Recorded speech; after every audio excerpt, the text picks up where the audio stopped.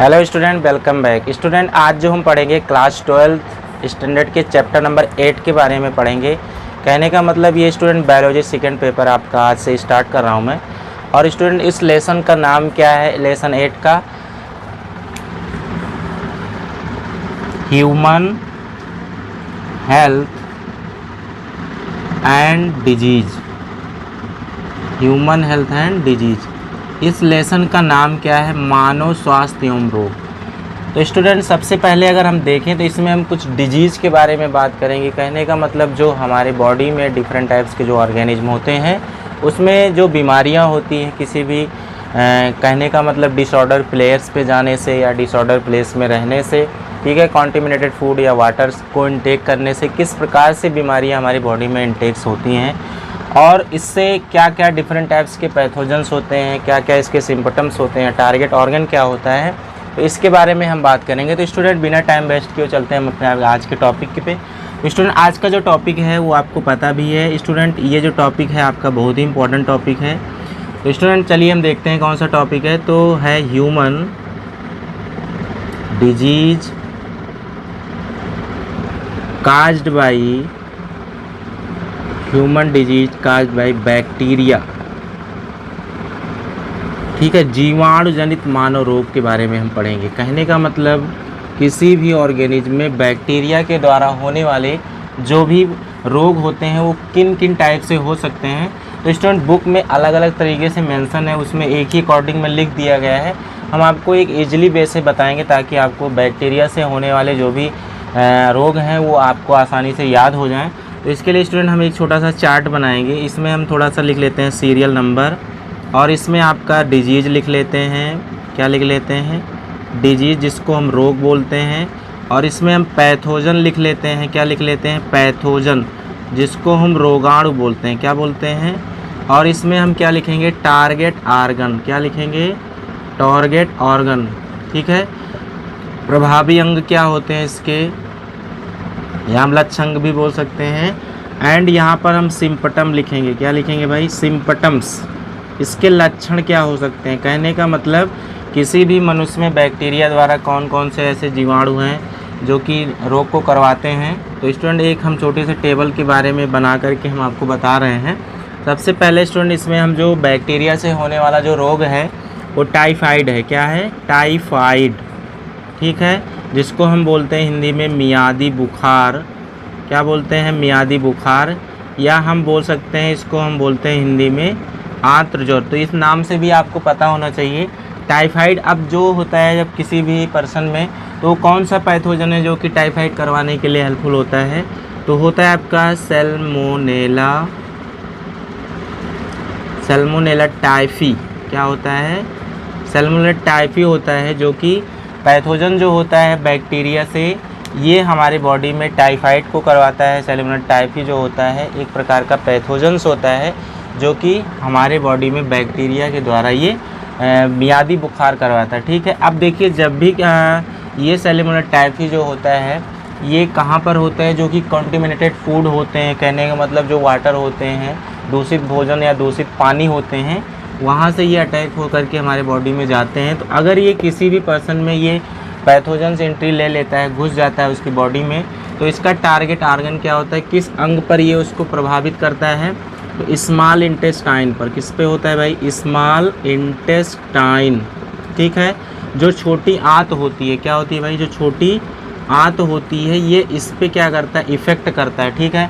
और हमको पता भी होना चाहिए कि जो स्मॉल इंटेस्टाइन होती है हमारे शरीर की एक बहुत ही महत्वपूर्ण अंग होता है जो कि हमारे पूर्ण भोजन को पचाने के लिए हेल्पफुल होती है, ठीक है। तो ये स्मॉल इंटेस्टाइन पे क्या करता है? उस पर प्रभावित करता है। अब इसके सिम्पटम क्या क्या हो सकते हैं? कहने का मतलब जैसे अगर देखिए फीवर हो सकता है। क्या हो सकता है भाई? फीवर, ठीक है, फीवर हो जाएगा। तो हम जानते हैं फीवर कब होता है? जैसे कि हम जानते हैं किसी भी मनुष्य का जो तापमान होता है शरीर का 37 डिग्री सेल्सियस होता है, लेकिन जब ये सैल्मोनेला टाइफी जो होता है हमारे स्मॉल इंटेस्टाइन पे अटैक करता है तो फीवर होता है। तो इसके बॉडी का टेम्परेचर जो होता है ये बढ़ने लगता है। कहने का मतलब 38 डिग्री सेल्सियस से 40 डिग्री सेल्सियस इसका तापमान बढ़ने लगेगा, कहने का मतलब फीवर हो जाएगा, ठीक है। एंड आपको वीकनेस हो जाएगी, क्या हो जाएगी, वीकनेस, ठीक है, कमजोरी हो जाएगी, वीकनेस मतलब कमजोरी हो जाएगी, ठीक है। इस तरीके से आपका कॉन्स्टिपेशन हो जाएगा,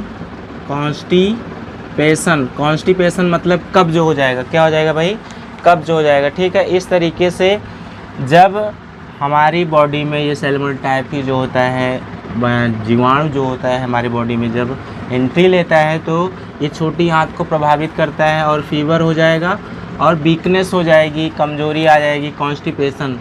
और एक बात यहाँ पर हो जाएगा लॉस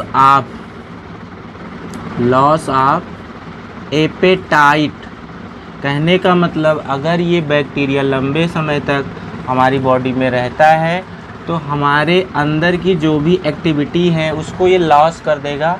आफ्टर दैट यहाँ पर इंटेस्टाइनल प्रोपोगेशन, ठीक है। कहने का मतलब अगर लंबे समय तक ये बैक्टीरिया हमारे स्मॉल इंटेस्टाइन में रहता है तो उसमें ये होल भी कर सकता है भाई, क्या कर सकता है, छेद भी कर सकता है एंड उसको ये डैमेज्ड भी कर सकता है। कहने का मतलब आपकी स्मॉल इंटेस्टाइन जो है डैमेज्ड भी हो सकती है, ठीक है।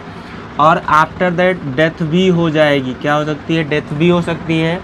तो स्टूडेंट क्या होता है, ये इस तरीके से ये बीमारी होती है, इसके लक्षण प्रकट होते हैं, ठीक है, ये दिखाई देने लगते हैं।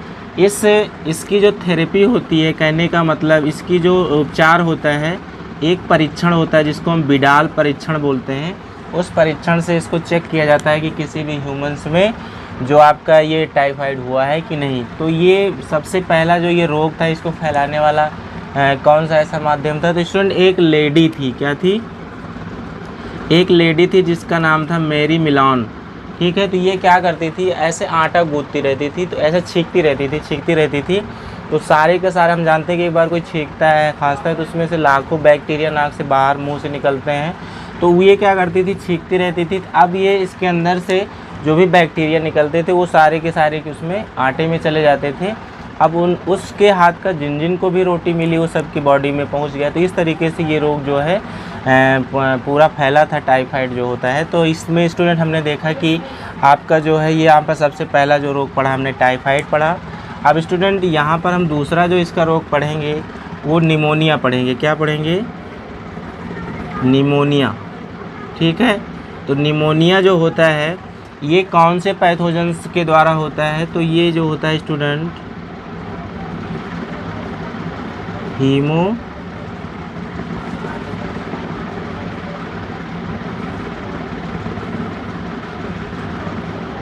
हीमोफिलस इन्फ्लुएंजा,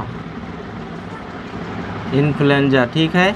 हीमोफिलस इन्फ्लुएंजा के द्वारा ये जो होता है आपका निमोनिया होता है। और इसमें एक और होता है स्ट्रेप्टोकोकस, एक होता है स्ट्रेप्टोकोकस निमोनिया, ठीक है, स्ट्रेप्टोकोकस निमोनिया। ये ऐसे पैथोजेंस होते हैं, Haemophilus influenzae and Streptococcus pneumoniae, इन दोनों पैथोजेंस के द्वारा ही क्या करता है, निमोनिया होता है। अब भाई जब किसी भी बंदे के अंदर ये पैथोजेंस एंट्री ले लेता है तो यहाँ पर तो इसका टारगेट आर्गन था आपका, क्या, ये था स्मॉल इंटेस्टाइन, बट यहाँ का इसका जो टारगेट आर्गन होगा वो होगा एल्वेलाई, क्या होगा भाई, एल्वेलाई, ठीक है।